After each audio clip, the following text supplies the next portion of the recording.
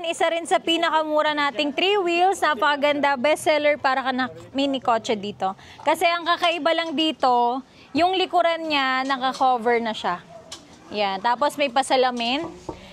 Ayan, cover niya sa likod, hindi na siya basket, mas pinaganda, mas pinabongga natin. Then, ang ganda rin ng taillight niya, ang laki talaga.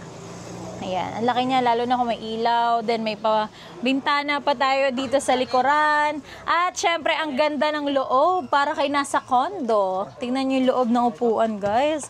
Yung ano nyo pa lang, guys, oh. Ang lambot, and then napakakinis. And ang luwag din ng allowance dito. Naka-digital panel gauge. Ito yung 3 wheels natin, guys, na may audio system na. Kasi kadalasan sa 3 wheels walang audio system.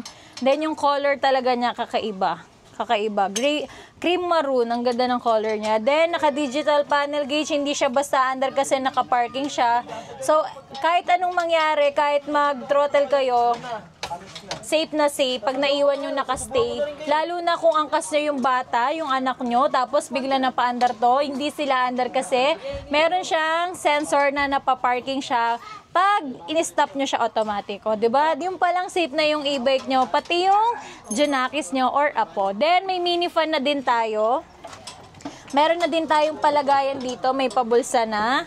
May audio system, pwede nyo i-connect din sa Bluetooth.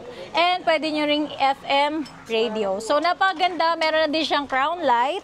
Ayan, crown light. Then naka-disc brake. Ayan, naka-disc brake na tayo.